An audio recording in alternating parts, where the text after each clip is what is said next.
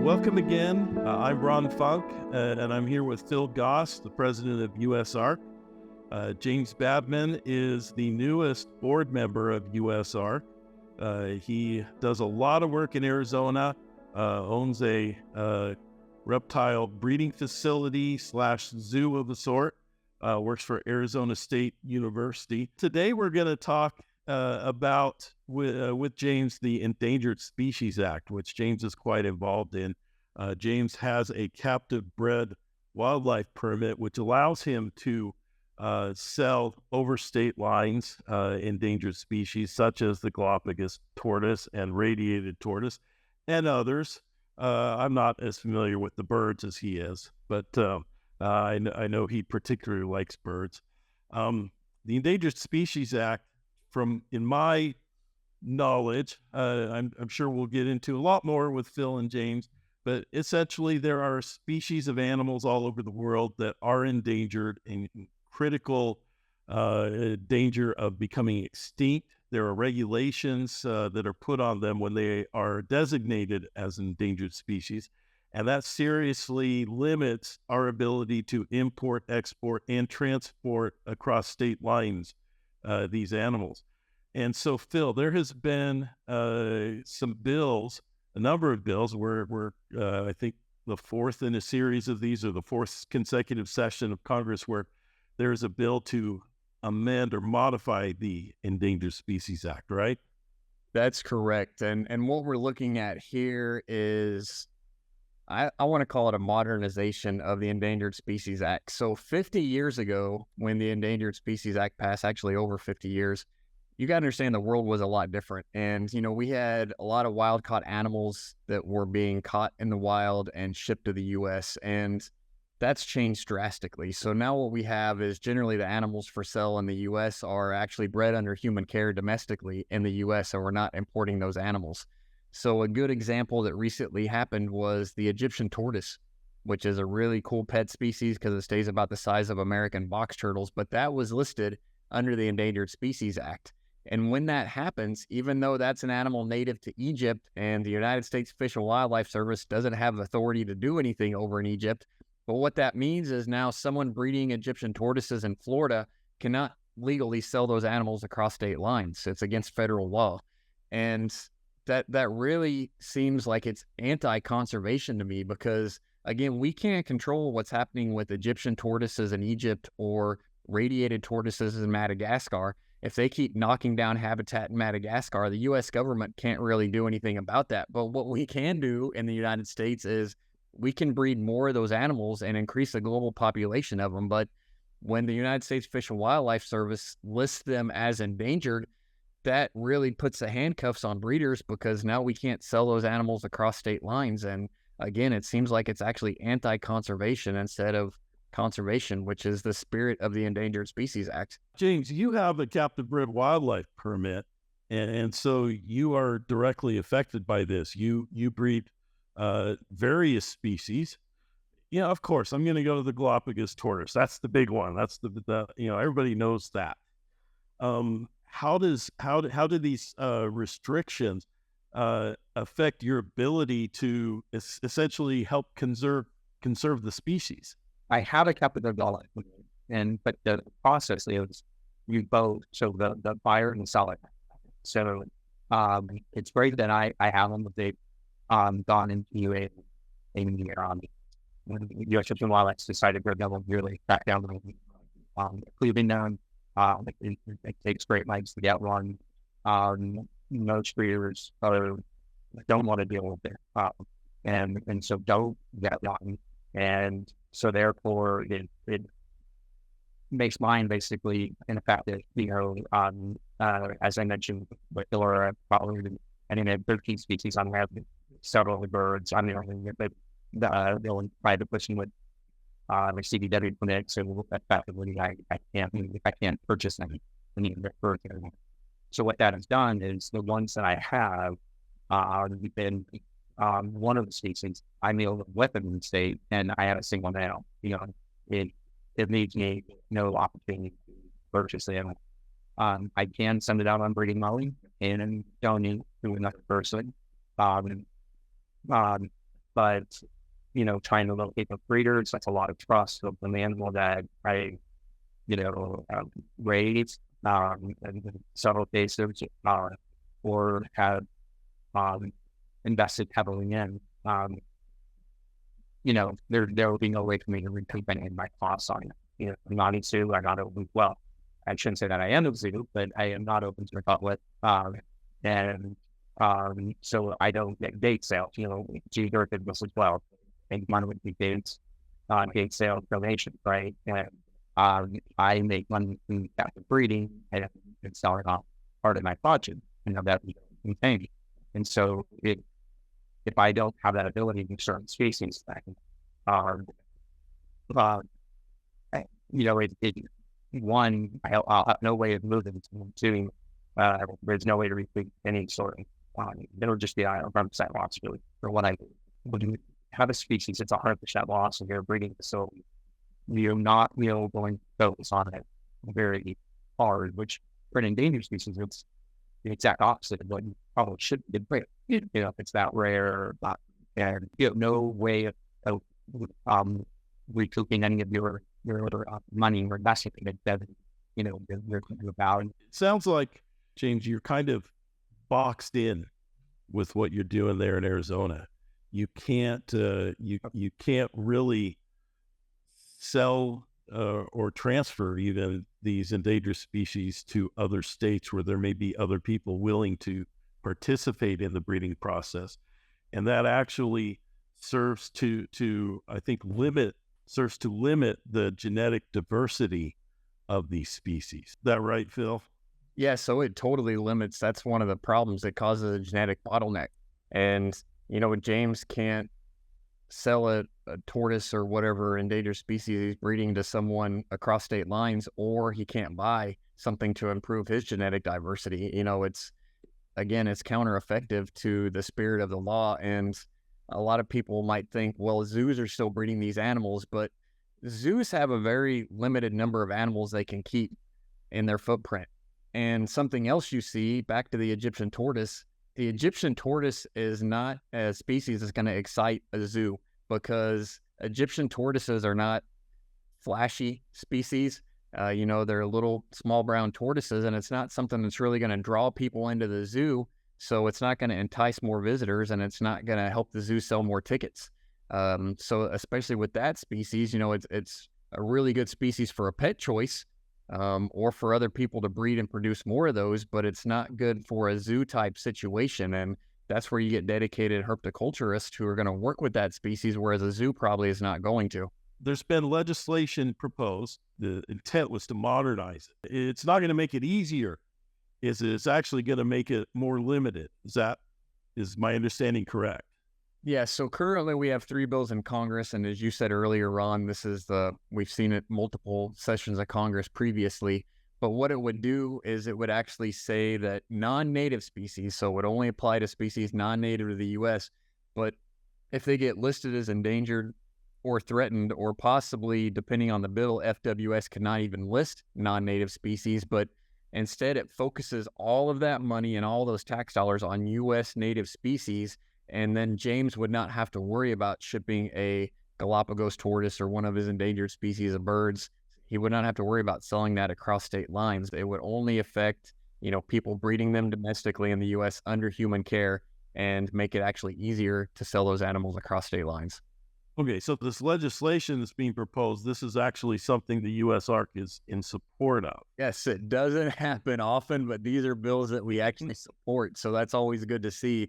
And again, we're not just supporting it because we think it's going to improve for economic reasons. As James said, no one's getting rich off of breeding endangered species or really animals in general. But again, it's obviously, if you don't have a trust fund that's paying all your revenues or anything, but if you can at least make some money back on your investment, which is buying the animals, all the food for the animals, all the enclosures for the animals, all the lighting, all the husbandry equipment, that stuff's very expensive, as well as the care of these animals. You either got to be paying somebody to do that, or it's taking hours and hours every week away that you could be making money elsewhere. But again, just to recoup those expenses, and people generally work with species that they're passionate about. So James likes tortoises. He works with other things too, but He just, for some reason, he likes tortoises, like for some reason I like boa constrictors. It's just what we're drawn to, and we're going to work with the species that we care about. And again, we should be able to recoup some of that money, and us producing more of them, again, that is benefiting animals in the wild. It's not taking away or harming the wild populations of those animals. So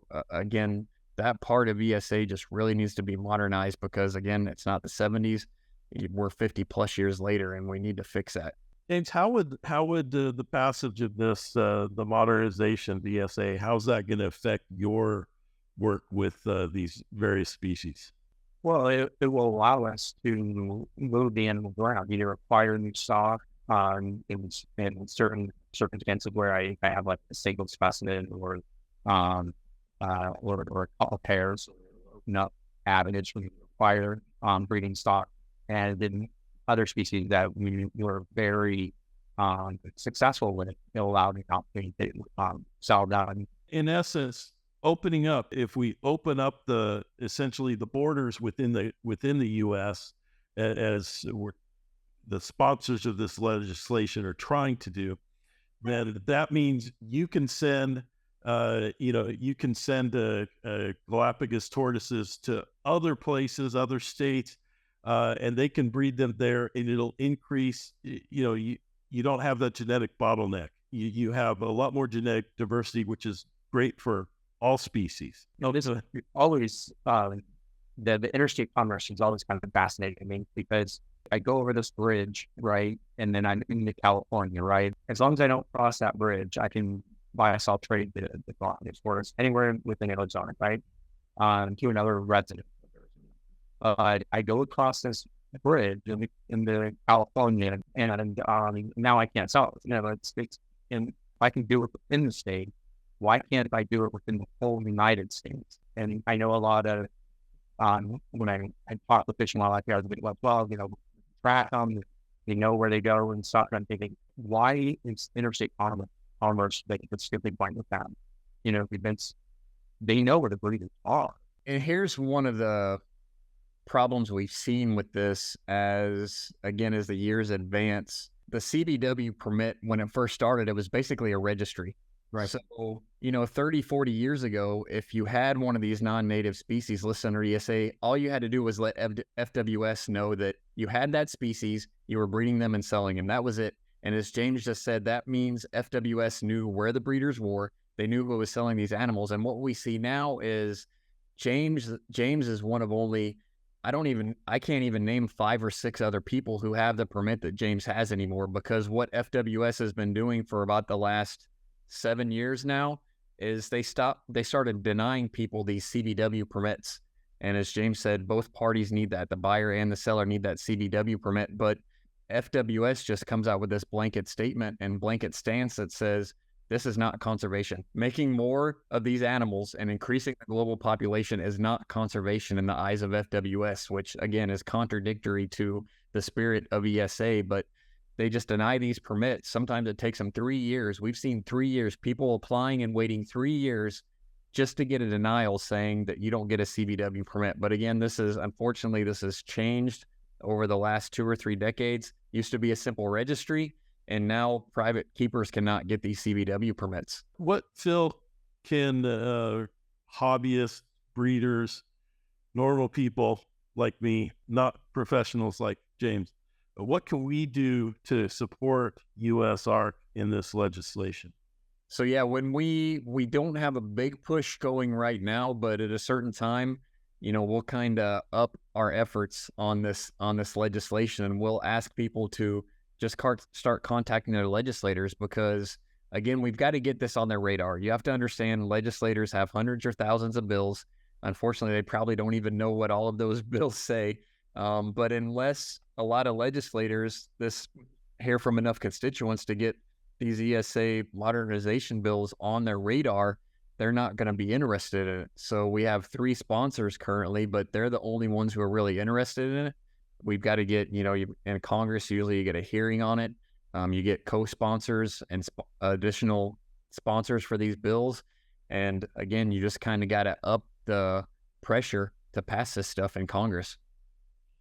I think a lot with the proliferation of social media as well, we have a lot of our reptile community who is on social media. Talk about these things. Talk about the Endangered Species Act and about these bills, and why you think that these restrictions should be lifted. I mean, come on, wouldn't you want to have a Galapagos tortoise? And passes legislation, and you can, even if you don't live in Arizona. And yeah, and there's so much more to it. A lot of people don't see it now because there aren't a lot of species heavy in trade listed as endangered species. But here's the big picture. Here's what you really got to look at. Every year there's more humans on Earth. Every year those humans are going to use more natural resources, and every year every species of animal is going to have a smaller wild habitat. That's what we have to realize. And I know it's not ideal by any means, but in 40 or 50 years, it's possible, over half the species on Earth, the only way we may have them is as pets or being kept under human care because we've destroyed all their natural habitats. So, I mean, it even happens in the U.S. So we may have a land preserve that consists of 100,000 acres, but we all know that eventually as urban sprawl and everything else happens, we're going to lose that habitat. And even if we're not destroying the specific habitat, we're building more roads. We're constantly building more roads, and every species of animal is captive to the road surrounding its environment. So every turtle that tries to cross a road and gets killed, that was a captive animal because it couldn't freely roam. And again, we've got to start looking at this stuff before it's too late. Again, I know it's not ideal in the eyes of a lot of people, especially not the animal rights groups, but we either need to modernize the Endangered Species Act or we're going to lose all these species. And again, it's a lot more than some of the stuff we talked on earlier with the genetic bottlenecking and selling these animals more easily across state lines so you can reimburse costs. There's a lot more reasons than that to get one of these bills to pass and fix this problem. Look at crested geckos. Those were thought to be extinct. Now you can't turn around at a reptile show without seeing a dozen of them on the table. They're beautiful animals. Yeah, and without the conservation of captive breeding, we wouldn't have it. I've been raising it for a long time, and you've mentioned over and over, right, Edinburgh as well.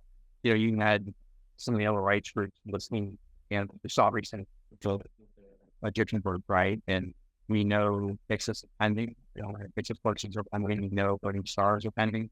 And in the bird world, I think we saw floor macaws get added, and same with cockatoos and two swoops and back to back in years.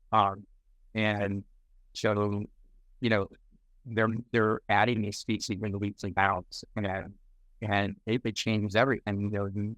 The nine modern breeders in Florida that he predominantly does Egyptian tortoises, right? His whole business model is based on traction pulp, right? And the one species he works with and it's very, very successful and invested in, he can no longer buy sell trade outside of Florida. And the same thing with a lot of bird species. And it's great that I'm a CBW permit, but then Egyptian tortoises were just added this last year. So while I bring them and keep them, if they're not on my CBW, then I'd have to request an amendment. And it could take me a couple of years. But again, it would be great if I did that, have them on my CBW permit, but no one else has them. It brings Jesus for that species. So, again, we can run with the attitude that it's not impacting today, and people can look at me and say we chose to work with a large number of endangered species. Although admittedly half the birds were added during my when I started this 20 years ago, they were listed. It's going to start happening fast, but it may not affect you today. It actually down the road. The other point I would like to make is, it is worth reaching out to congressmen and saying, are you aware of this possibility? Are you, I'm a constituent, right? I mean, one of them is from my congressman, my rich bill, but he knows that I supported, but I believe me, I said, thanking him. I said, about reminding him about the constituent. I've worked with these species. that it's critical to what I do in this district, the work that I do in this district. You know, when the other ones came out, I asked him to sponsor them. He's, you know, joined as a co-sponsor, an additional congressman that, from Arizona. You know, I reached out to him and said, you know, as there's been reviews on these, please, these ongoing committees, please work, you know, to modernize the ESA. It was important, you know, in Arizona, you know, I'm a constituent of Arizona. It's what, you know, what we need. And it is worth sending those letters. It is, and foreign letters are great, and I appreciate them. You know, I use them occasionally too, but it's the most impactful thing you can say is I'm a constituent. And most of the time, if you go on their web session, it'll ask you the address. And, you know, everyone's like, oh, you know, they want to know where I live. And I'm like, they want to know your constituent, you know, that you're one of the people they brought back. And I say it. I list my address. I'll say it. And we, you know, we usually don't hear back from them. You know, I heard back from their names or people from their office say, you got your letter. You know, we're interested. Ignore it. Throw me away. Like they want me.